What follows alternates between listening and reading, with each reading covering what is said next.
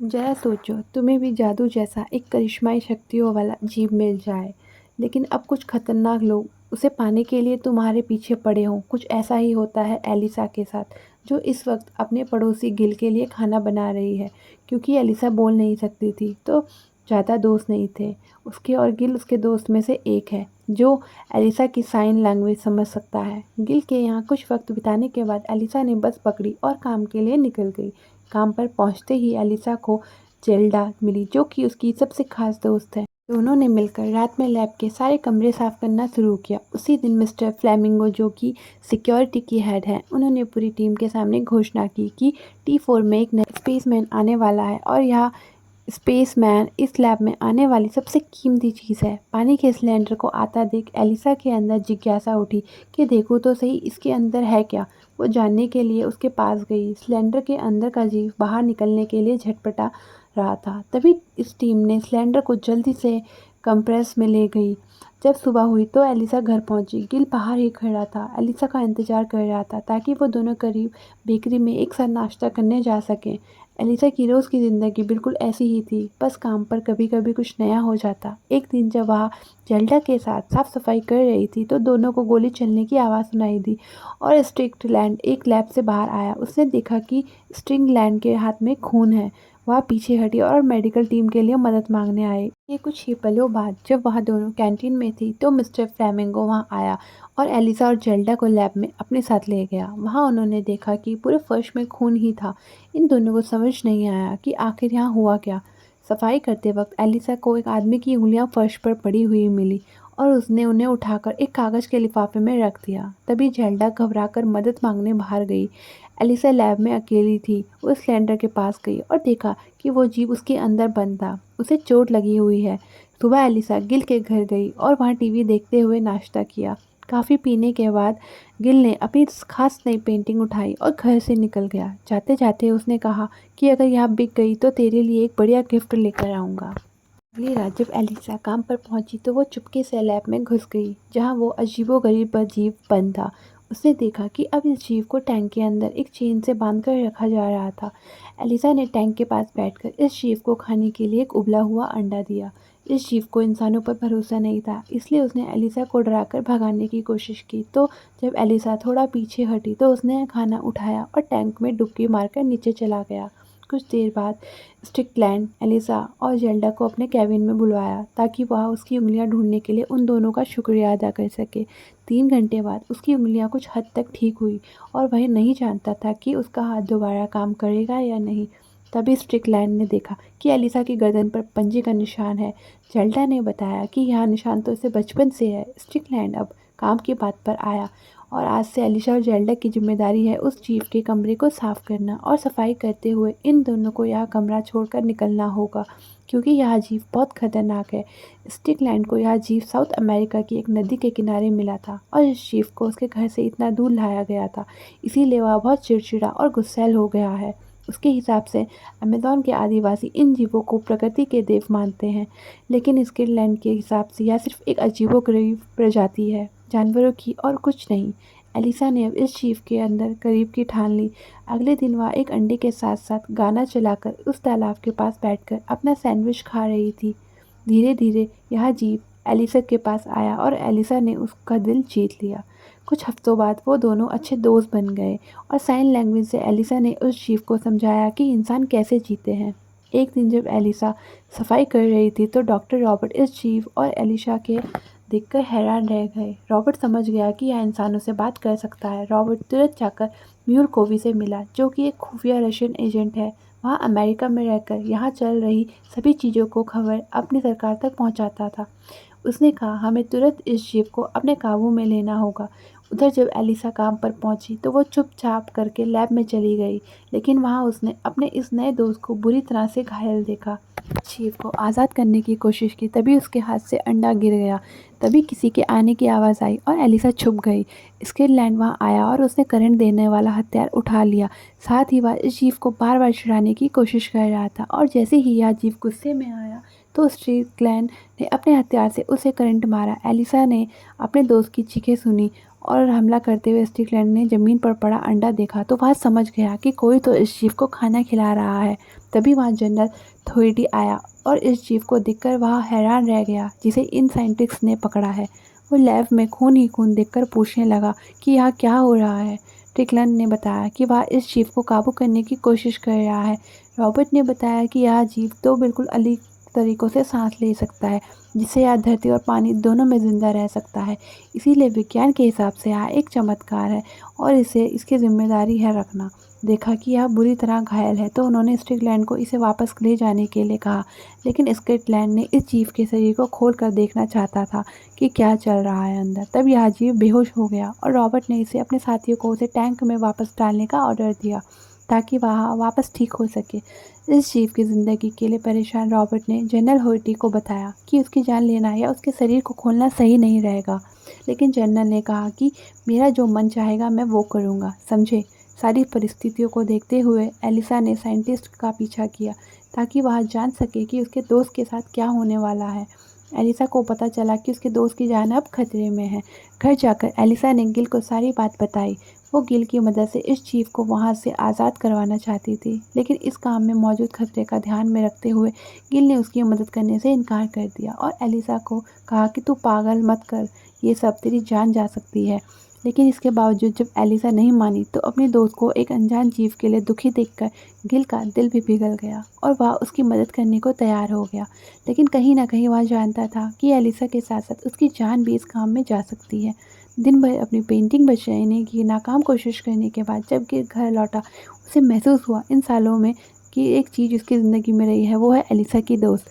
तो अब गिल एलिसा की मदद के लिए पूरी तरह से तैयार था, क्योंकि वह समझ गया था कि उसके पास खोने के लिए कुछ नहीं है। रॉबर्ट, जो कि एक रशियन साइंटिस्ट है, अब लैब की छानबीन कर रहा था। उसने म्यूरियल कोवी से जनरल के फैसले वाली बात बताई और उसने सुझाव दिया कि आज रात हमें इस जीव को बचाना होगा। म्यूरियल कोवी ने कहा कि इसमें बहुत खतरा है और इस जीव को बचाने की तैयारी में कम से कम 1 हफ्ता चाहिए, लेकिन इस जीव की चीर-फाड़ करके उसके शरीर को समझने का काम तो अगले दिन ही होने वाला है। तो रशियंस ने इस जीव को एक इंजेक्शन देकर ख़त्म ही करने की योजना बनाई। वह ऐसा इसलिए करना चाहते थे क्योंकि अगर इस जीव को यूएस आर्मी ने एक्सपेरिमेंट के लिए इस्तेमाल किया तो हो सकता है उसके हाथ कुछ ज़्यादा ही खतरनाक चीज़ लग जाए, जिससे अमेरिकन रशियंस आगे हो जाएं। लेकिन रॉबर्ट को इस सब से कोई फ़र्क नहीं पड़ता था, वह तो उस जीव को बचाना चाहता था। अगले दिन जब उस जीव को बाहर निकालने लगे तो एलिसा ने अपना काम शुरू किया। जेल्डा को एलिसा के ऊपर शक हुआ। जेल्डा के साथ साथ स्टिकलैंड भी एलिसा पर नज़र रखे हुए था। सिक्योरिटी कैमरास की मदद से एलिसा को अपने ऑफिस पर बुलाने के लिए स्टिकल ने ग्लास फेंकने का बहाना किया। जब एलिसा वहां आई और स्टिकल ने उसे बात की तो एलिसा को कुछ अजीब सा लगा। स्टिकलन शादीशुदा था, लेकिन उसके बावजूद वह एलिसा से कह रहा था, मैं तुम्हें पसंद करता हूँ। घबराकर एलिसा ने अपना सामान उठाया और वहाँ से भागी, क्योंकि 5 बजने वाले थे और गिल जल्द ही गाड़ी लेकर सामने वाले कमरे में पहुँच जाएगा। एलिसा जब सिक्योरिटी कैमरों का फोकस बिगाड़ रही थी तब स्टिकल ने कमरे में रॉबर्ट आया और उसे यह काम आज ना करने के लिए मनाने लगा। तभी रॉबर्ट ने देखा कि सिक्योरिटी कैमरास का फोकस बिगड़ा जा रहा है, तो रॉबर्ट ने स्टिकल का ध्यान भटकाया ताकि यह काम ठीक से हो सके। यह समझने के लिए आखिर हो क्या रहा है। रॉबर्ट उस लैब में गया जहाँ वह जीव रखा हुआ था। उसका शक बिल्कुल सही निकला। एलिसा इस जीव को आज़ाद करने की तैयारी में थी। सिक्योरिटी को बुलाने की बजाय रॉबर्ट ने एलिसा को चाबी दे दी ताकि वह इस जीव के जल्दी से जल्दी टनल से भगा सके। जब जेल्डा ने देखा एलिसा काम खत्म होने के वक्त पर भी वहाँ नहीं है तो उसे चिंता हुई। उसने अपनी दोस्त के लिए अटेंडेंस लगा दी ताकि किसी को एलिसा पर शक ना हो। एलिसा ने रॉबर्ट की मदद से जीव को गर्म कपड़ों के ढेर में छुपा दिया और रॉबर्ट ने एलिसा को पानी की सफाई और खाने से जुड़ी हुई सलाह दी ताकि जीव वह अच्छे से देखभाल कर सके। इसके बाद रॉबर्ट ने एक डिवाइस का इस्तेमाल किया जिससे पूरी बिल्डिंग की बिजली चली गई और उसने एलिसा को बताया, तुम्हारे पास सिर्फ 10 मिनट है यहाँ से भागने के लिए। तभी स्टिकलन ने सिक्योरिटी कैमरास में देखा कि एक अनजान गाड़ी अंदर घुसने की कोशिश कर रही है, तो वह जल्दी से उस तरफ भागा। जब एलिसा टनल से गुजर रही थी तभी वहाँ जेल्डा आ गई। जेल्डा समझ गई थी कि एलिसा क्या करना चाहती है। जेल्डा ने उसे रोकने की कोशिश की, लेकिन फिर जैसे ही बिजली गई जेल्डा ने जल्दी जल्दी अपनी दोस्त की जान बचाना शुरू कर दिया, क्योंकि अब वापस जाना भी सही नहीं था। जैसे ही एक सिक्योरिटी गार्ड ने गिल को पकड़ा, रॉबर्ट ने नींद का इंजेक्शन देकर गार्ड को बेहोश कर दिया। साइंटिस्ट ने गिल को बताया कि एलिसा जेटी पर उसका इंतज़ार कर रही है और उसे भी जल्द से जल्द वहाँ से निकाला। उस जीव को देखते ही गिल डर के मारे जम गया, लेकिन जल्द ही वह समझ गया कि यह खतरनाक नहीं है। उसने जीव को गाड़ी में बैठाया और जैसे ही गाड़ी निकलने लगी, स्टिकल ने पहुंच गया और गाड़ी गोलियां चलाने लगा, लेकिन किसी को चोट लगे उससे पहले ही गिल वहां से निकल। कुछ ही पलों बाद एलिसा ने घर पहुंचते ही गिल की मदद से जीव को बाथ के पानी में लिटाया। रॉबर्ट की सलाह के हिसाब से उसने पानी में नमक डाला ताकि वह जीव सांस ले सके। उधर जनरल को जैसे ही जीव के गायब होने की खबर मिली, उसने स्टिकलन से कहा कि जल्द से जल्द उसे ढूंढ कर ला, समझा, वरना तू नहीं बचेगा।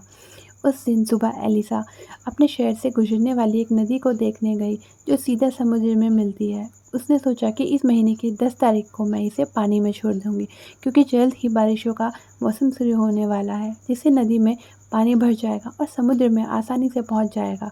जब अगले दिन एलिसा काम पर पहुंची तो उसने देखा एक बहुत बड़ी टीम जीव को ढूंढने में लगी हुई है और जेल्डा को बहुत डर लग रहा था।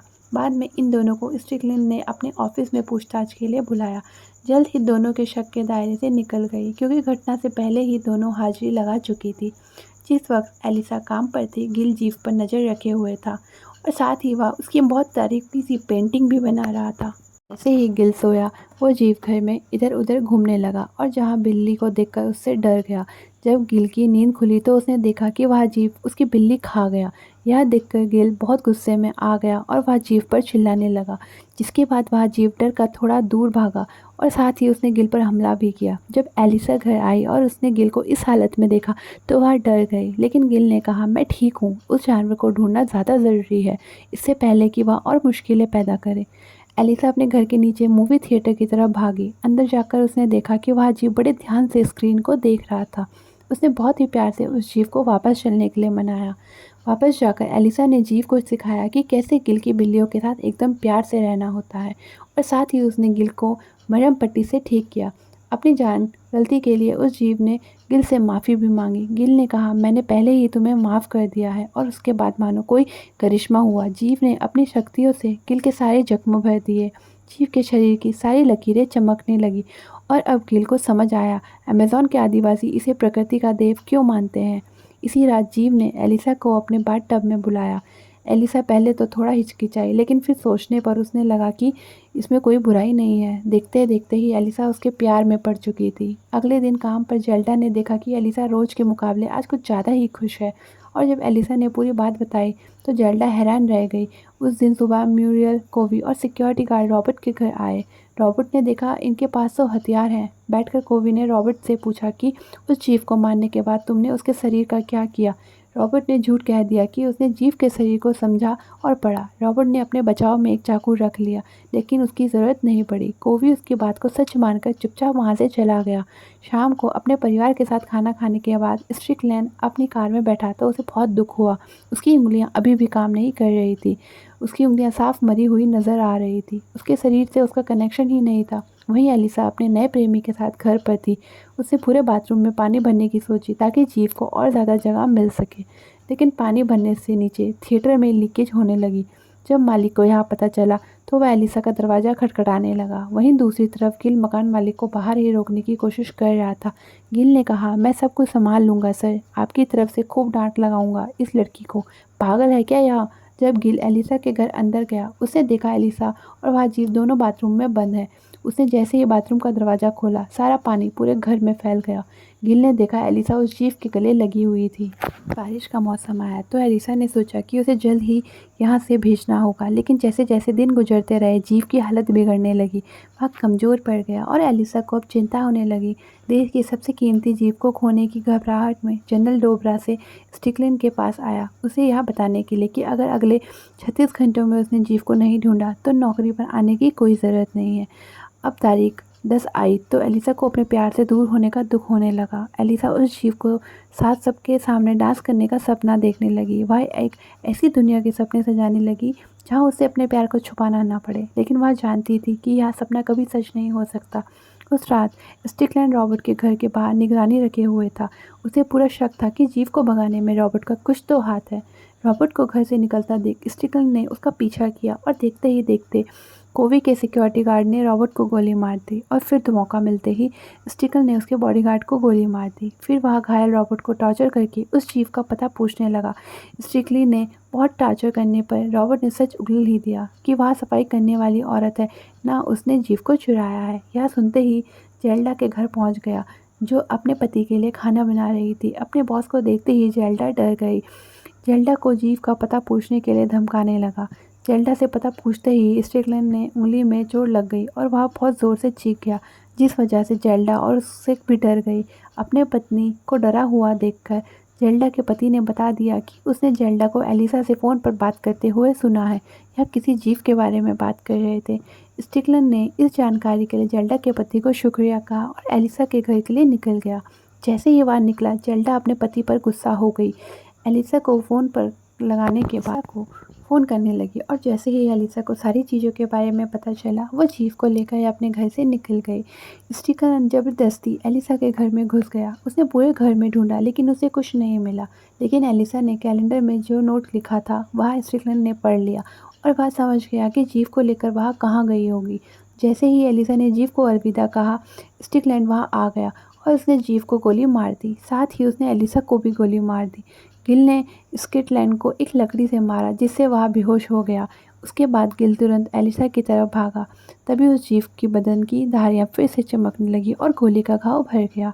गुस्से में वह जीव अब स्टिकलैंड के पास गया और उसने अपने पंजे से उसका गला काट डाला। तभी वहाँ पुलिस को लेकर जेल्डा पहुंची, जो एलिसा के लिए परेशान थी।